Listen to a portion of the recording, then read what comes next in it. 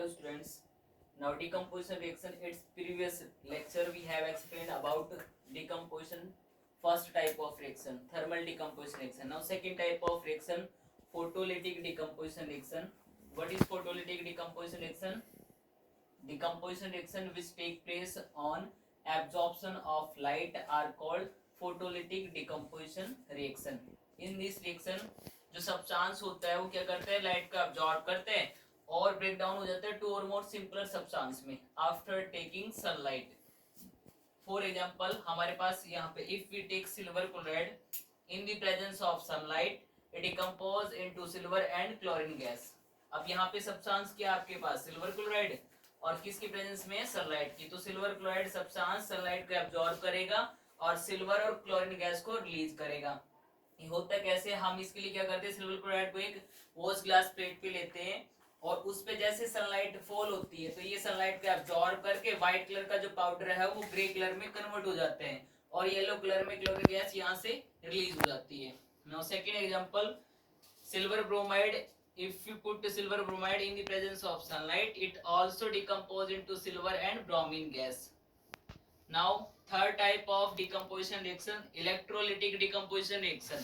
Electrolytic decomposition reaction में क्या होता है, decomposition reaction which take place when electric current is passed through the compound in the molten state or in aqueous solution. इसके अंदर क्या होना चाहिए, जो आपका सब्सटेंस है, जो कंपाउंड है, वो molten state में होना चाहिए और एक्वस सॉल्यूशन होना चाहिए. या फिर उसका एक्वस सॉल्यूशन का मीनिंग क्या है, वो सब्सटेंस आपने वाटर में डिसॉल्व करने हैं, देन उसके बाद इलेक्ट्रिक करंट को उसमें पास करना है. तो यहाँ पे एग्जांपल करें, सोडियम क्लोराइड क्या है, मोल्टन स्टेट में है और अगर हम मोल्टन स्टेट सोडियम क्लोराइड में अगर इलेक्ट्रिक करंट को पास कराएंगे तो इलेक्ट्रिक करंट की प्रेजेंस में ये डिकम्पोज हो जाता है, क्या बनाता है, sodium and chlorine gas. One more example, if we take a container in which fill water and pass through put two electrode, one is anode other is cathode, और उसमें इलेक्ट्रिक करंट को अगर पास कराएंगे तो water decompose into hydrogen gas and oxygen gas. In this experiment container में जो electrode होंगे, एक एनोड और एक कैथोड.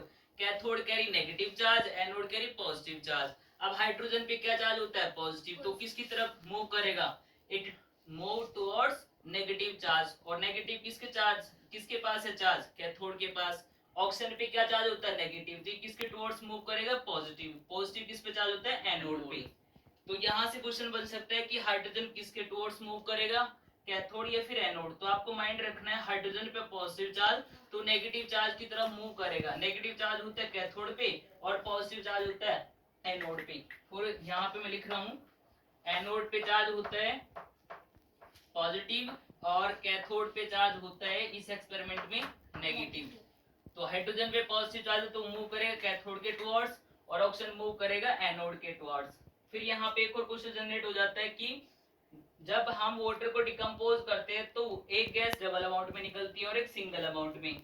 इसका क्या रीजन है, अगर हम सिंपल बात करें, इन